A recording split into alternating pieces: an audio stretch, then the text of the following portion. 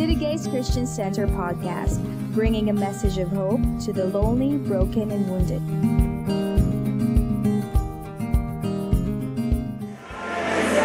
Wow, it's always amazing seeing each one of you every Sunday. Nagsimba, guys, you know. Nalipay ba mo every Sunday? Ha? Tanaway mo ang kapal. Kasi nalipay dito na. Amen.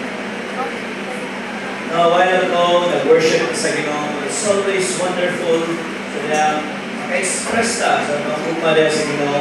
And as a church, we're always committed, you know, as much as God is committed to give us an encounter, to give us a life-changing, transforming experience. Because when we read the Bible, when we listen to a sermon, it can change our hearts. It can change our lives. And that's what we have shared, and this is the second part of our series, the Significant Life series, that ang Ginoo, He can bring significance to our lives. Amen? And so for the second part today, let's open our hearts as we come before Him, listen to His word. Let's pray. Thank you so much for your goodness. And right now, God, we just open our hearts, our spirits to hear your word. And Lord, learn principles, how a man, a woman's life can be transformed, and our ordinary lives to become extraordinary from our useless na mga kinabuhi to experience significance only from you. We honor you today, in Jesus' name. Amen. Amen. Last week we gave contrast sa kalainan sa success versus significance. And one of those things na-mention nato, we are successful when we are having a good life. When we are significant when we make others' life good. Okay, siya differential. And just to backtrack a little bit, we talked about the life of Onesimus. Jesus Onesimus, we talked about that last week, but his life was useless. But in the moment God intervened, the moment God came, the moment God moved in his life, using the people around him that are walking sa Ginoo, naglakaw uban sa Ginoo, his life was totally transformed. And we have seen, these factors that made his life significant. And that's because he embraced fathering, he embraced formation, na yung mga tao na nagpurma sa iyong kinabuhi, and he embraced family. It's very true. Kung sa ka-importante ang pamilya. That's how his life was transformed. This morning, so in continuation to that, we got to contrast kamay, we talk about success versus significance. We got to contrast kamay, let's talk about quantity versus quality. Which is better? Quantity or quality? I'd like to give you 1 minute or so. Talk to the person beside you if you may. Hindi siya asa may imo. Quantity or quality? Sige daw. Ulian na naman.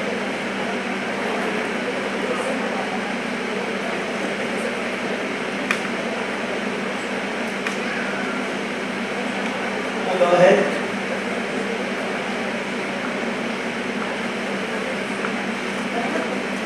Sa katabi ko, daghan na rin yung buhok ko eh.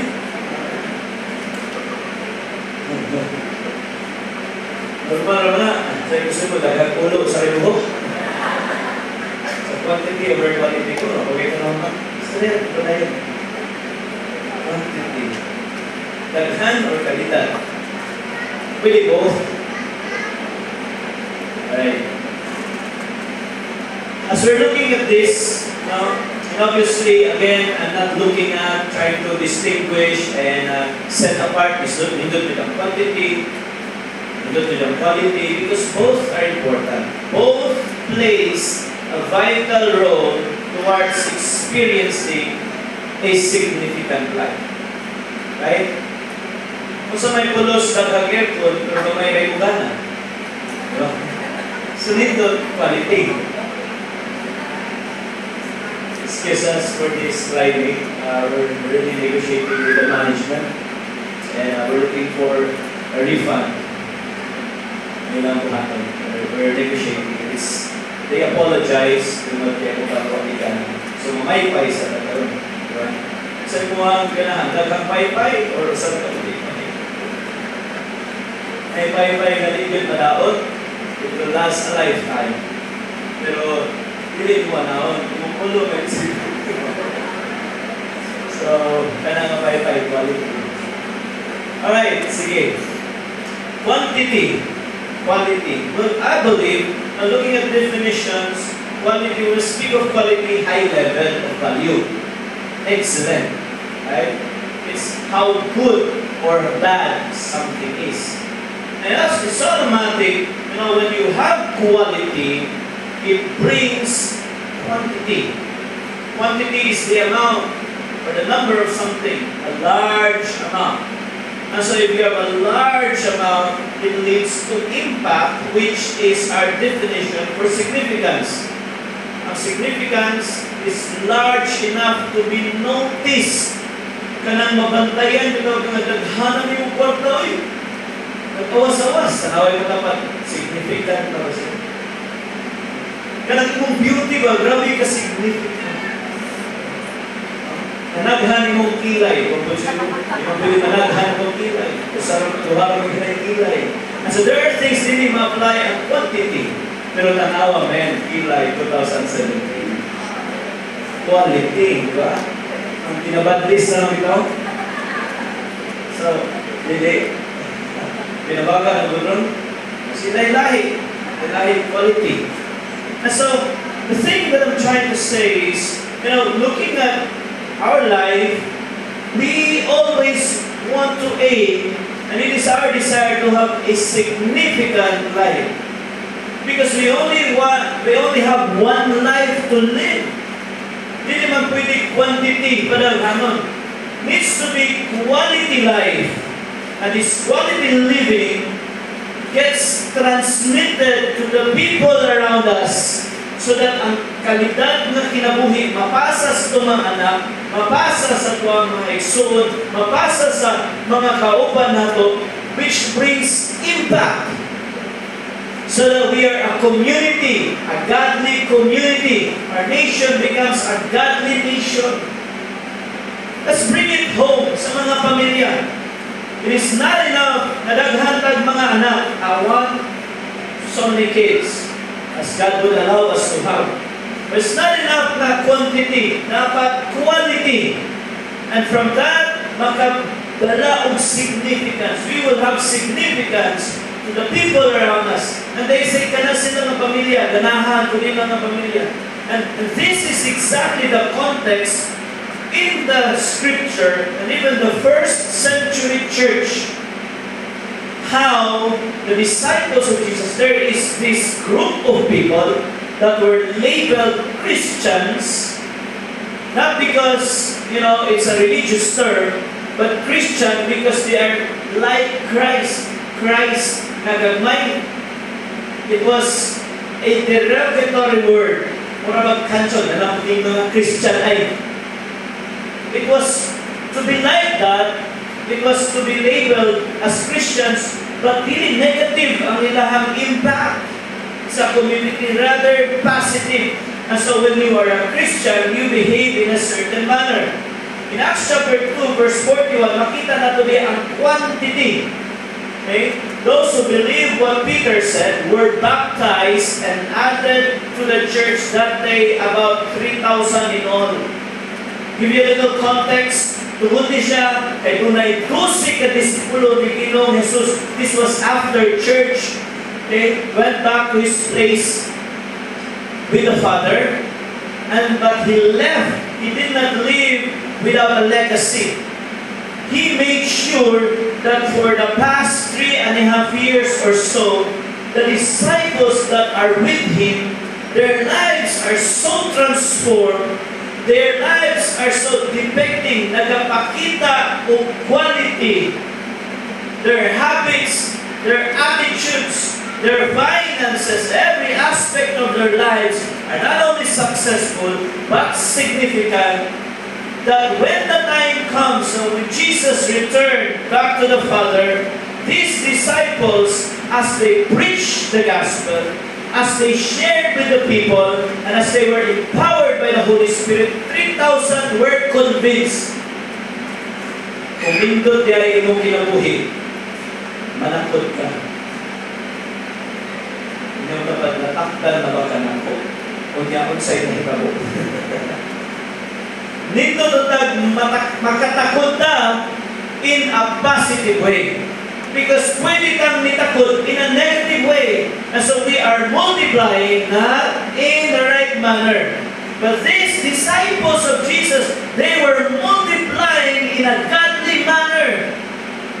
They were multiplying to effect significance around them. They say, basta Christian, kami pilit ko.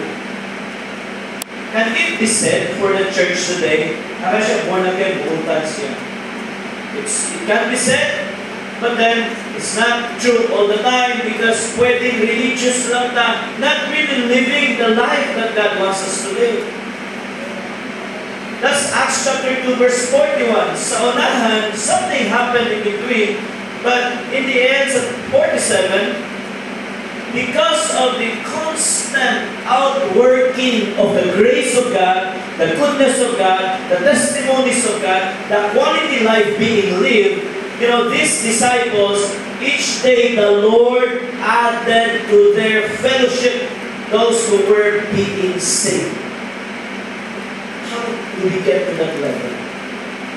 My desire as a church that in the next 90 days, say with me 90 days, that our journey to a significant life will start during that 90 days wherein we will endeavor to have quality life. Amen? Because quality life leads to significant life. When we grow, not in person per se, managhanta, but when we're able to discover all the things God has placed within us, the potential that God has placed within us, the godly attributes, that when we grow in our character, we grow in our patience, in our virtue, we grow in these areas of our lives, na nindot para sa pamilya, nindot para sa community, nindot para sa imong ginikanan. Kumakain yung mama, nausap mong galay. So kung natin pa ka maghugas ng plato, kaya natin yung plato, silingan yung mga hugasan. Sobrang kagutan. Amen. Kasi ganahan ng mga anak, yung anak. Malipay yun mga mama, Mother's Day. Sige mo lolo yun si mama, ha? Mother's Day mo yun. Ayaw luto. Ayaw pang hugas. Dito na sa gawas ng mga ako. Diba? So, you might treat your moms today.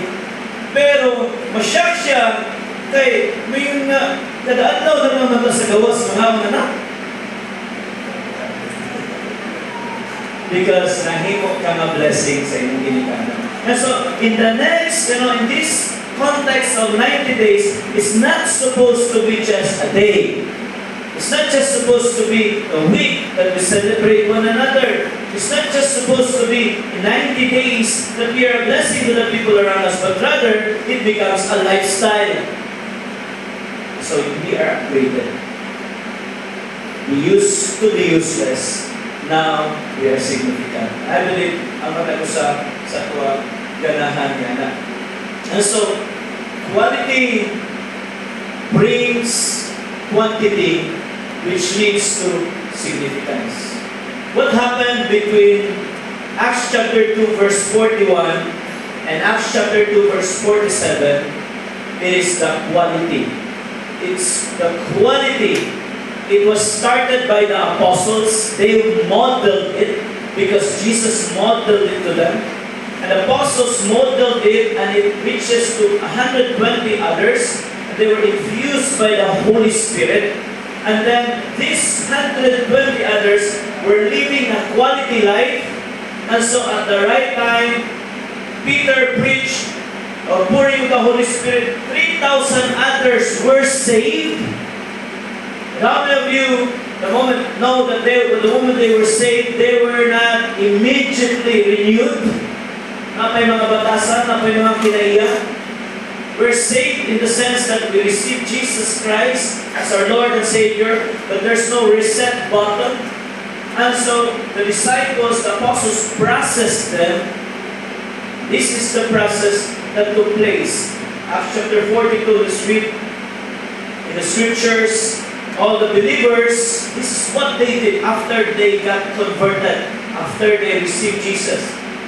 And all the believers devoted themselves to the apostles' teaching, to fellowship, to sharing in meals, including the Lord's Supper, and to prayer. A deep sense of awe came over them all, and the apostles performed many miraculous signs and wonders. And all the believers met together in one place and shared everything they had. They sold their property and possessions and shared the money with those in need.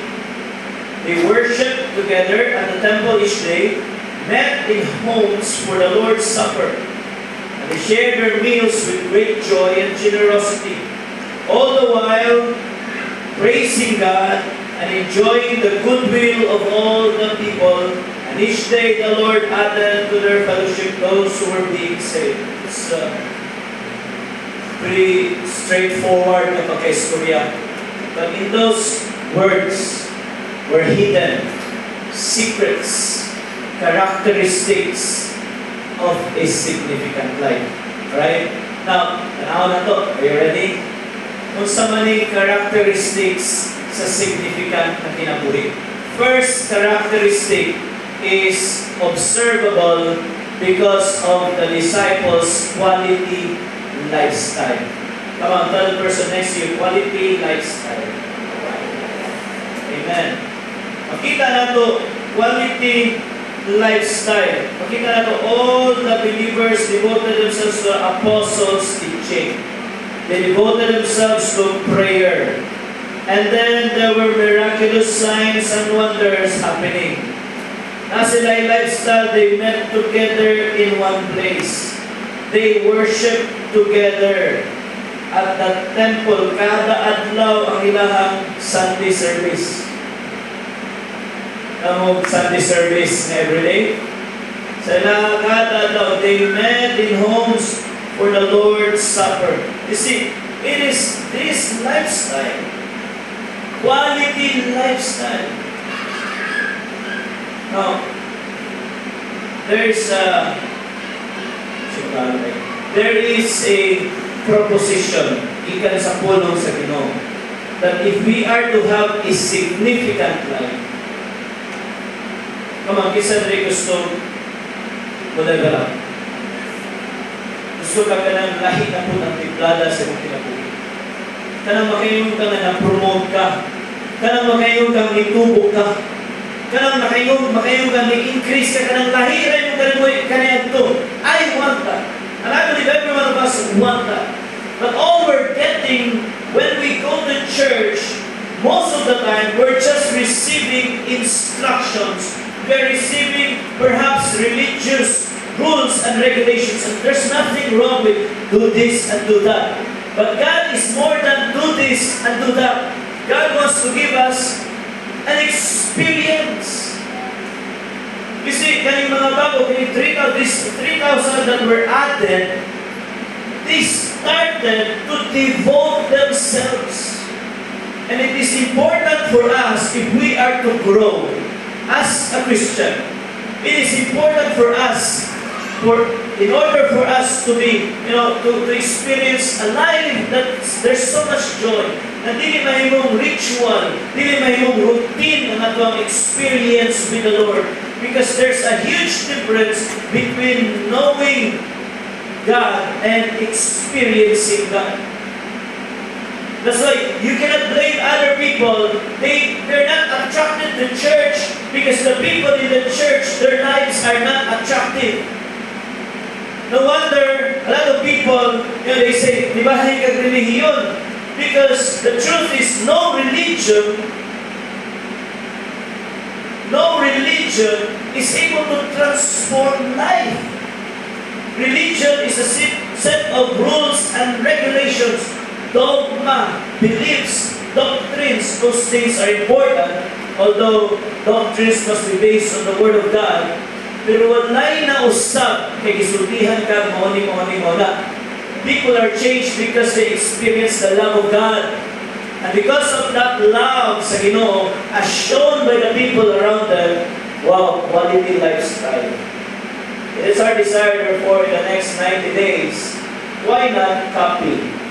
Why not emulate the lifestyle of the early church? They devoted themselves. And part of their devotion is the Bible. Every day, can you imagine reading the Bible daily? Kung ba kami birthday na bilang story. Kay birthday mo na ako ron.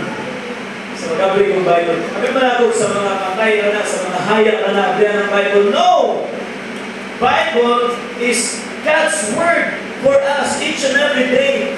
And reading the Bible, and when you're reading the Bible and meditating it, it will augment, it will bring quality to your life because the Bible can rebuke you. The Bible speaks to your life what is right and what is wrong. So what do you suppose you would do in order for you to experience quality in life? It is to experience quality teachings, and that is from the Word of God. Let us allow ourselves to be corrected by the Bible. If you don't want to change, don't read the Bible. Because you're totally convinced anyhow. Kung isa katao nga, patayagnos siya kay lain yung gibati. So, the doctor said, you have a hypertension, high blood thing. Okay? So, i-monitor na ito ni. Patay mong kaon. Okay? Wala na kayo mga kumba niya. O stress or asin, maguban pa. And so, the next day, pabalikod. Next week, pabalikod. Sige, balik-balik. Moment, hindi man gusto mag-usap sa lifestyle. Sige, mag-iaw tampok. Pabalikod sa doktor, maura mag-iaw na. Have you been eating food na hindi pwede? So, ito, mag-iaw po. You cannot. If you want to be healthy, you need to avoid this food, these kinds of food.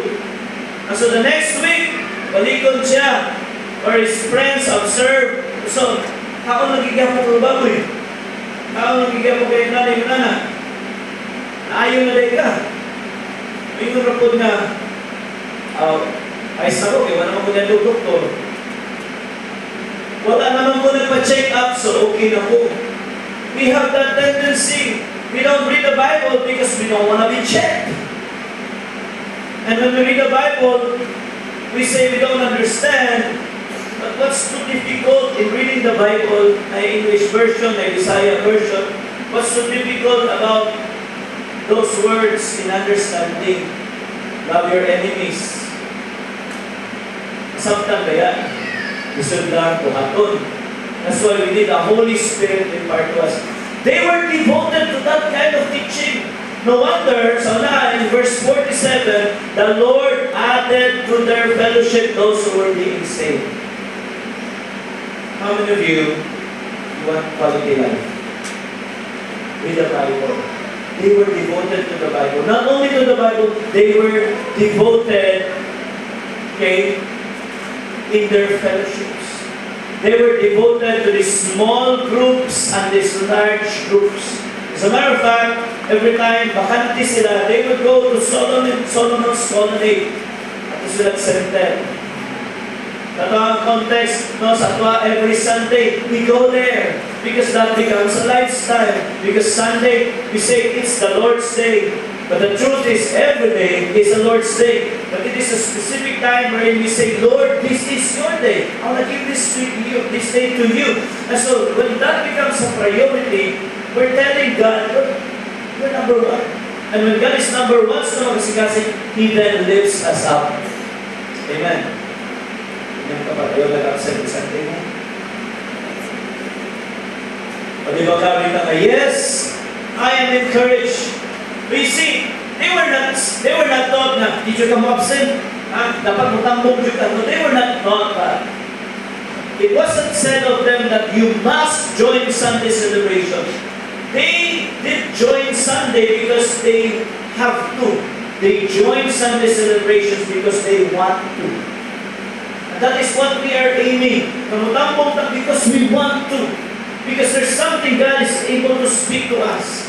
That, when we come to the altar, at times that there are altar calls that God can speak to us. God can, as we are being prayed over, something will change to them. That becomes their lifestyle. What else? Quality lives are being prayed. Amen. Every single day, they would be devoted to the apostles' teaching. They devoted to fellowship, to sharing in meals. They remember the Lord Jesus Christ's death, and they devoted to prayer. And it doesn't mean wala tayo morning prayers karon sa center, wala po tayo prayer. Naagyan po na ito mga morning prayers sa mga panimalay. But in the next 90 days, baliko na ito that as a church, we have our daily prayer corporately. Now I understand not everyone can go there every day, kaya ikot ang ikot. Matter of fact, because of this negotiation happening, we're praying. Pray with us because we want to look for avenues na makabalhin o venue other than this place. How many of you like this place? Hindi ay mo ganahan. Ganahan tayo pa niya. Bumubugnaw lang. Bumagkastar lang. But we'll try to propose to the owner that we can use this every day. Kanang kada adlaw na siya. Kanang kita na mag-vote sa lugar. Ayaw na to and everything. But if God will open up a possibility na kita na tayong venue, why not? Okay? But what I'm trying to say is, every day they were devoted. They were devoted sa ilang mga cell groups. They were devoted sa Sunday celebrations. Come on. Say with me, quality lifestyle. There's godliness, there's Christ-like attitude that is formed within them. And so, believe me, each one of us, we can experience this significance the moment we embrace quality lifestyle. Ito nila, mga tiguan na, magbago na kinabuhi. May mga bata noon nga, bata, gawang mo. Pararanas mga tiguan na sila. May mga tiguan na nito, pararanas mga bata noon. Mga bata na, kano saan kita mag-usap? While we are living, you know what? I believe, magkagugay, magkalindot at magkumpul. Quality living starts with quality lifestyle. Choose quality lifestyle. Disciples, it's not automatic. It doesn't mean nakadungog ka rin ng mensahe, pag-uli sa balay, maghugas na kadiritso, sa higahit at ulo. But the more we read the Bible, the more we are convicted, makabang kayo sa balay. The more we read the Bible, the more we are convicted, mahimulay kong lagi sa mga asawa, sa mga bana. Amen. The more we read the Bible, the more our life is changed, our attitude is changed. And so, as in Galatians 5 verse 22 and 23, makita nato that the Holy Spirit would produce the kind of fruit in our lives: love, joy, peace, patience, kindness, self-control, faithfulness, gentleness. Kanang walay ikasaway ang tao diha sa imuha because quality lifestyle. Tanawan mo ang person, tapad mo, kayo siguro ka, quality na iya ang life. 10%. Di ba? So, positive lang. So, pasar na ba? Quality na 5%. 95% na kulang. Di ba? Or perhaps the person beside you, love kay nimo, and you give him a higher rate, like you say, behave na 60% na. Until we all come to a level wherein we are living attractive lives. People around us should be attracted to us. Dili kay pag-abot nato yung sila na paging panuway ay. We should be living quality, attractive lives because of our lifestyle, that when we're around with people, they say, I love to be with you. Because of your gentleness, because of your warmth, because of your generosity. And that is all because they choose a certain lifestyle. They're joining cell groups, they're joining Sunday celebrations, they're reading the Bible, they are praying. Amen? Wow. Excited mo mga? Or excited kayo kung natanong ako sa inyong mga naong? Yes. Are you excited? Yes. Amen. Ikaduha. Kasi naan nila. Why these disciples, why they grew like a wildfire. And you'll be surprised. Sa ikaduha, is because not only do they have and possess quality lifestyle, they also have quality incomes. Matalayo ka, pagpila ka mo yung source of income. Sa pastor, di pagkatiigo. In the next 90 days, we will also gonna navigate into, a kind of life that lives in a realm of abundance. God wants to bless you. The devil wants to rob you out of joy because you don't have money. You see, the early church, certainly, there were people among them who are poor, but it was only for a moment. Hindi mong tapat, temporaryo lang na brad nga wakay kwarta. I'm sure there were poor among them, but only for a moment. Only for a moment. I say to you, maybe, the moment you understand the virtue of entrepreneurship, the virtue of investing, the virtue of budgeting, the virtue of all these multiple incomes, I'm gonna guarantee you that tomorrow you'll not become millionaire immediately. But as you see, it takes consistency.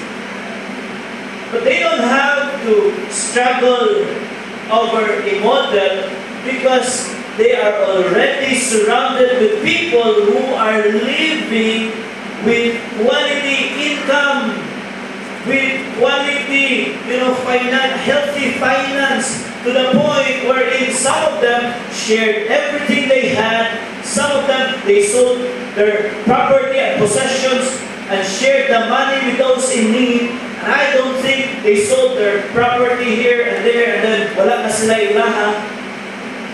So, ibigyan na mo mong balay, nato na ni puyo sa center. That's cultic mindset.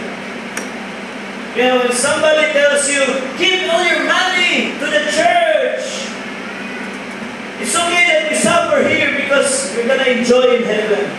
That's cultic in nature. Because God doesn't want to do that.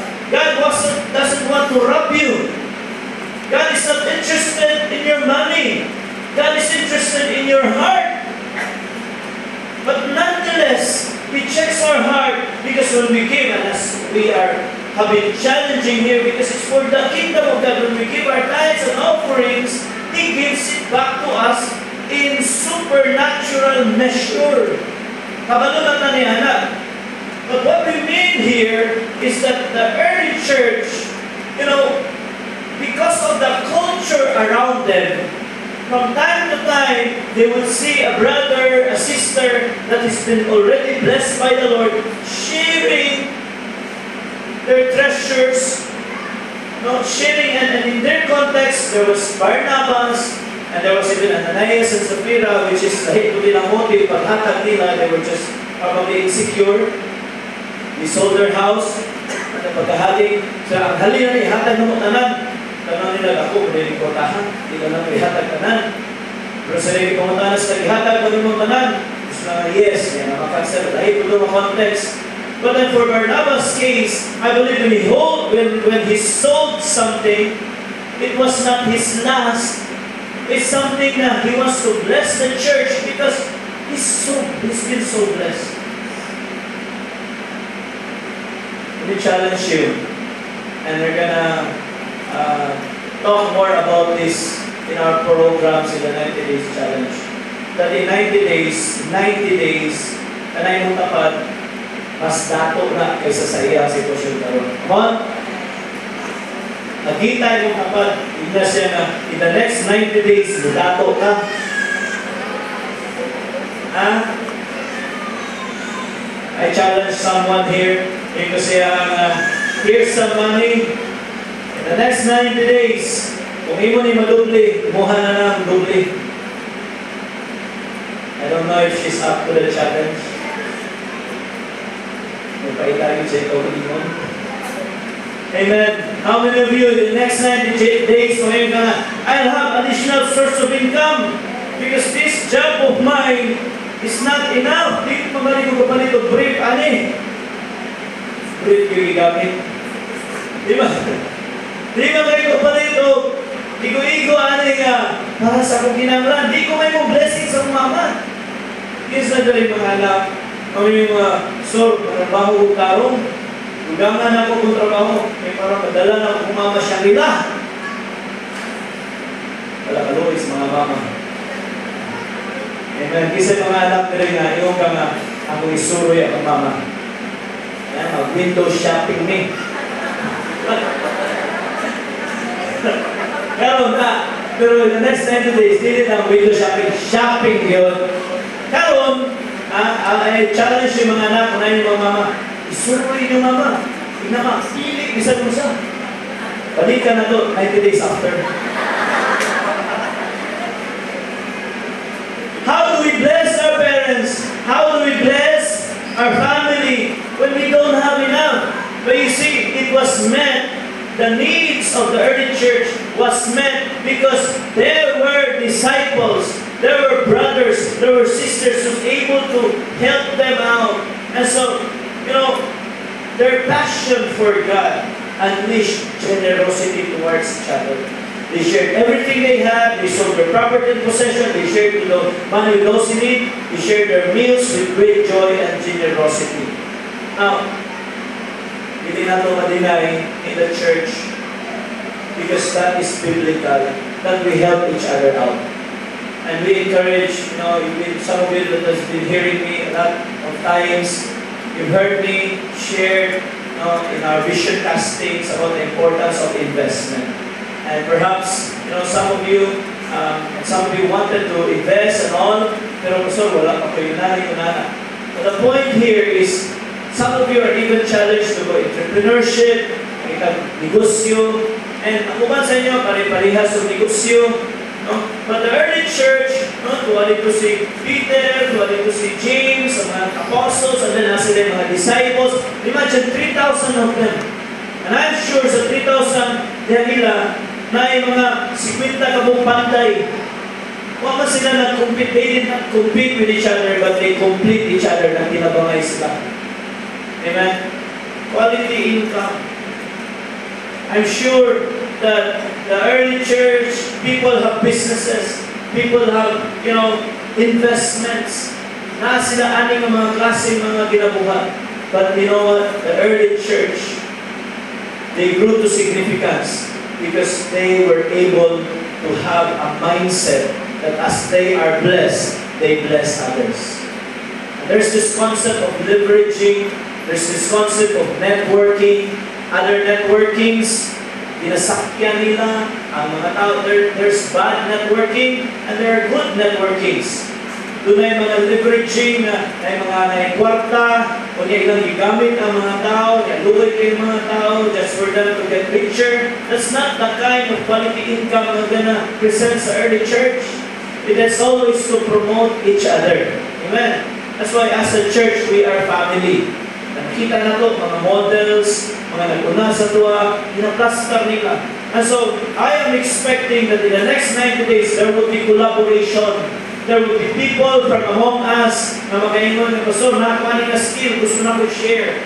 There will be people from amongst us na pastor, as a church, we have this vision 2020, that in 2020 from now, as what we have been investing sa tuwang fund, that it would grow to a point that we have a capital, that by 2020 naataanin nga X amount of money, and by that time, ipatuko na po kayo sa Ginoo, nagbut nga na to, lugangan na to, who knows, kasi pwede mabuhat sa Ginoo.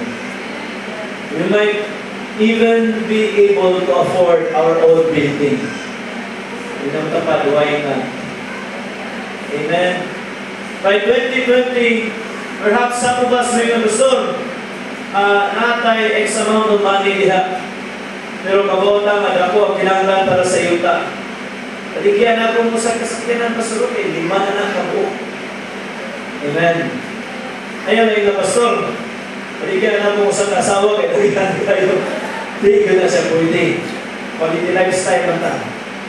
Hindi po na pwede mo yung baligyan ko mo sa kana. But rather because of quality income in the next 4 years. Wow. Again, kasawa na straight na nanaway mga tapat.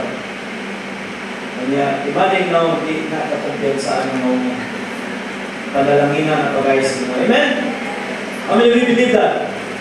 Alright, fast forward. Ikatulo. In the next 90 days, experience na to, isa niya siya ka-characteristics sa significant life, there is quality friendship. Amen. Quality lifestyle, quality income, quality friendship. You see, the early church, they devoted themselves to fellowship. There was deep sense of awe coming over them all. In other words, there's respect. There's this deep respect sa mga tagusa.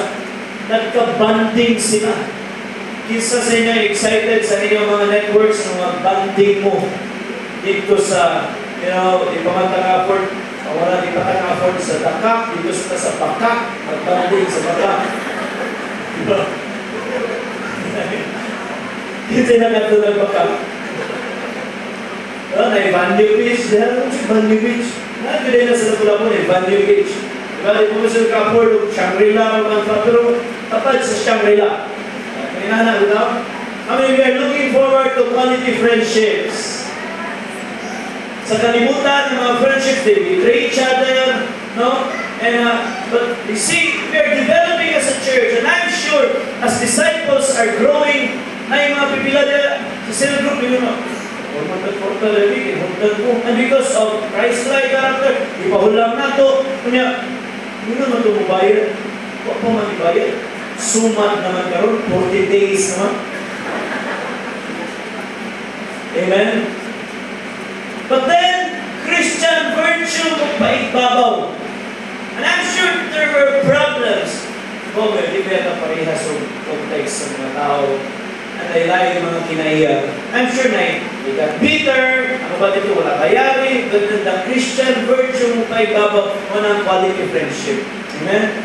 So, hindi na ka makluod. Isang todo, nagsimba ka na, patang ako, hindi na daw siguro na ako, hindi na gulo. Lumihaw, yun na lang kapis ng worship, niya, ang sapatos, yun na na, Brad! Maulaw ka maningir niya.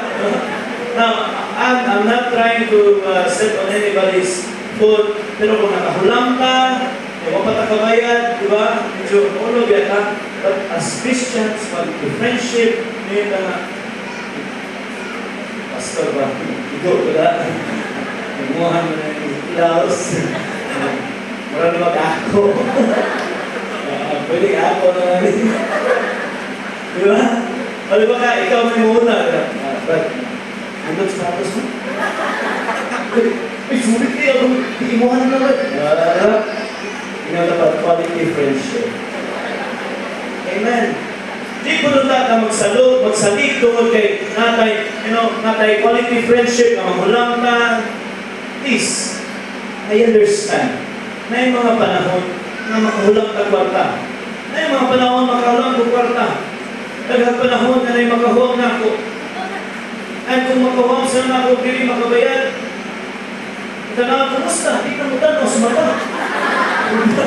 Kwarta lang ka. Kalimti na lang ka. Importante yung atong relasyon. Amen? Mga ikaw, ayaw pahulang kung magluod ka di kabayran. Kung magpahulang ka, naunaw na lang binato na, bye-bye. Bisa kinsa pa sa magulang, manghulang na gali, mupasalig sa langit o sa yuta. Bayaran dito na, basta magkakwarta mo. Ang pangutanan, kanusa na magkakwarta? Makita na lang mo sa Facebook, the-post, now at Bora. Yung message dahil utang mo, iyon naman mo na buray, pati mga giling ko. Karagalids, may silahi ang na-develop ng quality friendship. That's what the church is all about. We're not perfect, but we can be quality friends. Not fake friends, but quality. And we don't tolerate abuse, one another, leadership, and all those stuff. If there's things that are brought up, obviously we want to put it right, and that's just life. There are going to be hang-ups, there are going to be setbacks, but because of God in the community, there's quality lifestyle, quality income, quality friendships, and then, ikaw pa, quality engagement. To the point that there's a deep sense of awe over them all. That when they talk about city gates, I like the people there. Ano man? Grabe, mga dato diya, mga tao diya, mga kwartahan. Ang uban sa forma pa lang. Pero believe ko na nila. Mga pastor, grabe, mga English, mga English. Nagkambot din yung taon ta. Kaya ako yung mga tupilang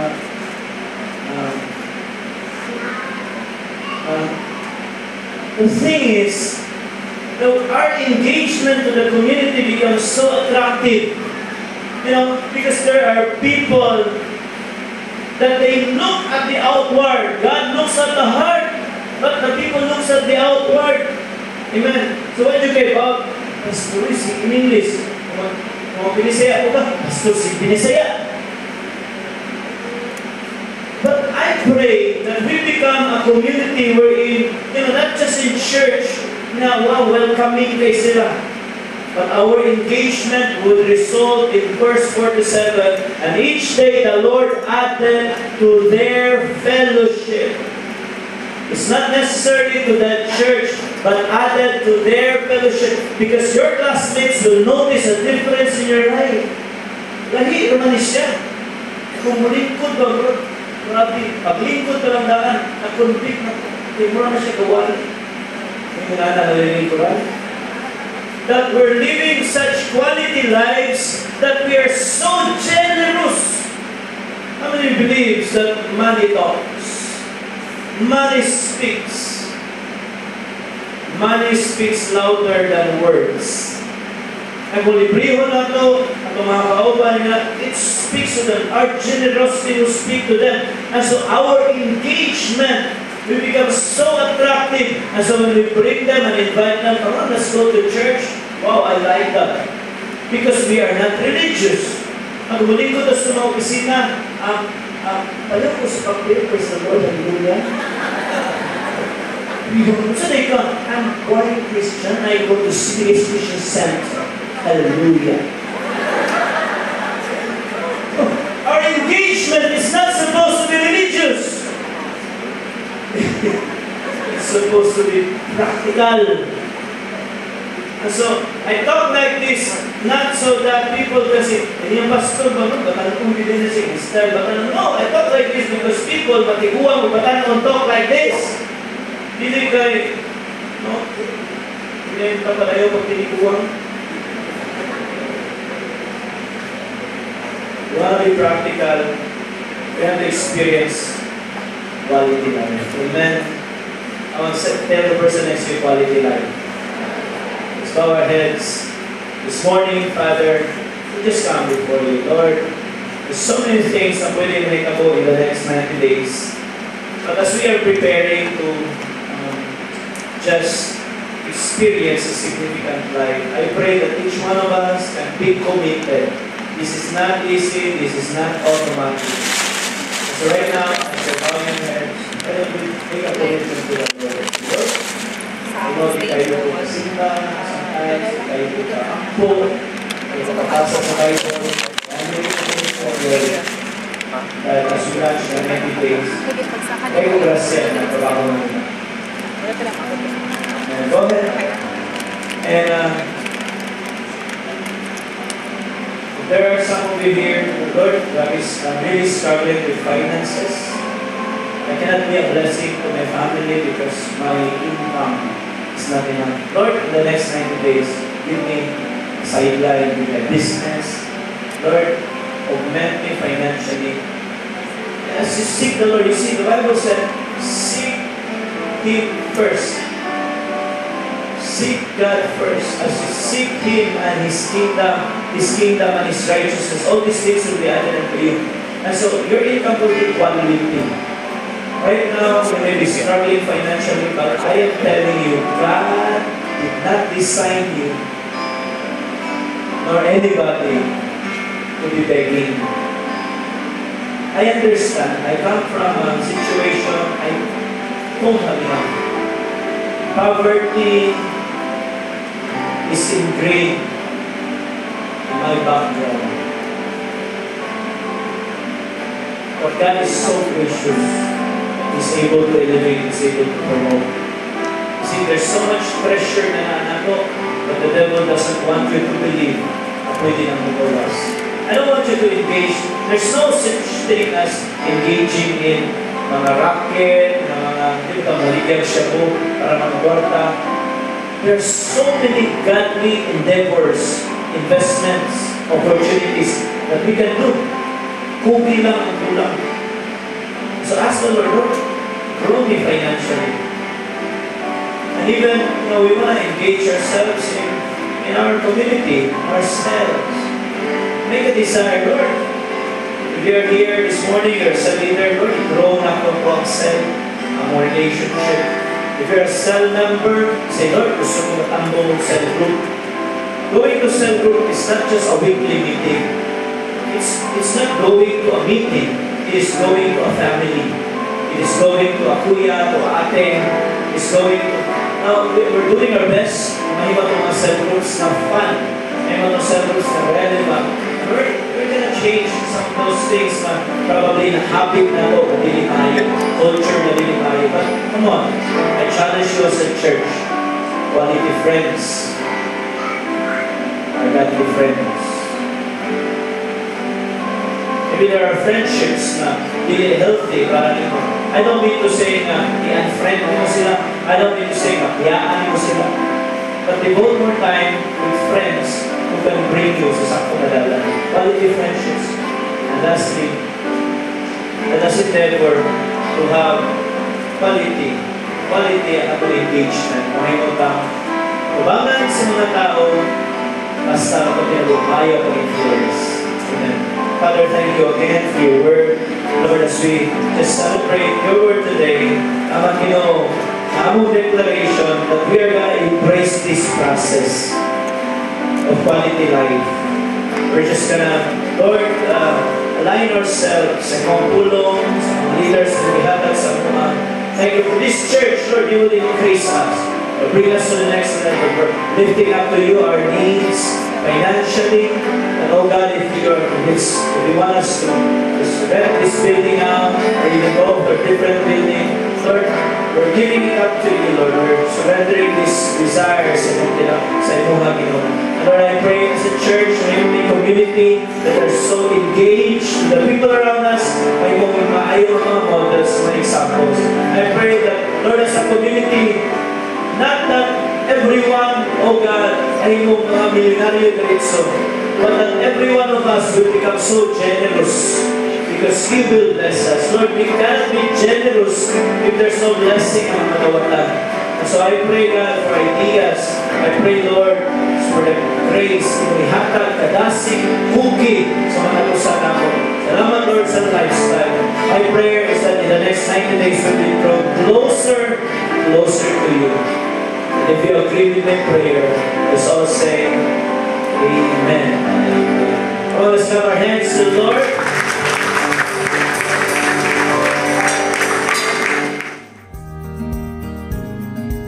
Thank you for listening listening to City Gates Christian Center podcast. For more updates, like our page on Facebook at City Gates Christian Center or visit us at citygatescebu.org.